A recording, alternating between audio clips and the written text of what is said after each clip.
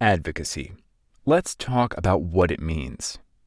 Advocacy means standing up not just for yourself, but for other people. You can be an advocate too.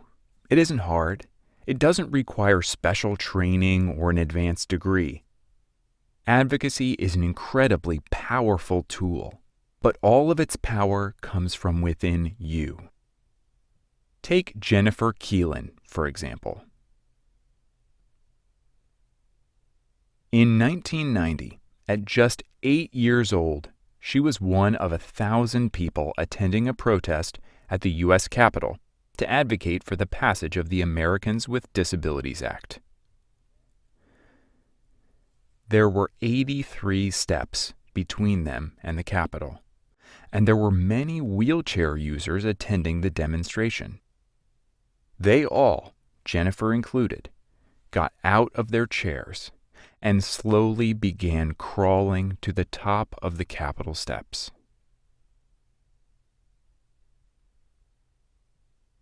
TV news crews quickly focused in on Jennifer as she slowly made her way up the stairs. She told them, "I'll crawl all night if I must." That demonstration at the Capitol was intended to convince the House of Representatives to pass the ADA, since the Senate had already approved it. The House, however, kept postponing the vote, at least until the powerful message of the demonstrators that fateful day began to reverberate throughout the country, convincing the lawmakers to cast their ballots and pass the ADA. Jennifer's advocacy, bravely leaving her wheelchair to climb the Capitol steps, shows that it is everyday people like you that can push government to make progress. If we are docile and complacent, the government isn't pressured to move forward. Each of you has the power to pressure the government to take action in a number of ways. You can share your thoughts on issues. Stand up against injustice. Write letters and make phone calls and file comments with government agencies. Last year, the House of Representatives passed a bill called H.R. 620, a really terrible piece of legislation, which intended to weaken the process for people with physical disabilities experiencing barriers to their physical access to have those barriers removed by filing complaints or even lawsuits.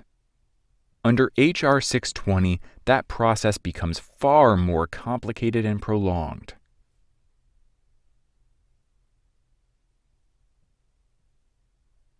H.R. 620 has not become law because although it passed the House, it didn't pass the Senate.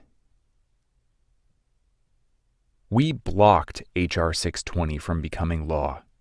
People like you called your senators and encouraged them to oppose it.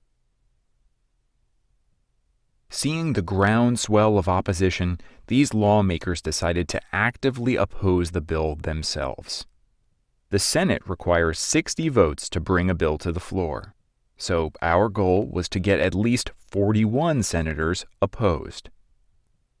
Due to the overwhelming response from advocates like you calling your senators, Senator Tammy Duckworth recently announced that with 43 senators opposed to H.R. 620, it was dead on arrival in the Senate.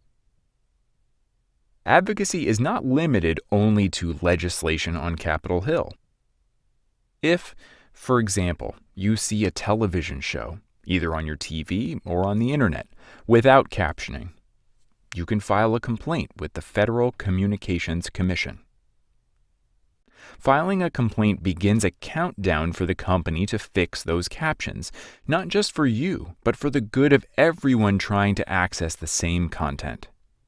That's right, because the FCC is a federal agency, your efforts to advocate there echo throughout the entire nation. Similarly, you can file complaints at the Equal Employment Opportunity Commission, or EEOC, if you experience discrimination on the job, or in an employment interview. If, for example, an employer refused to provide an interpreter, you could file a complaint with the EEOC, who will appoint an investigator to your case to safeguard your rights.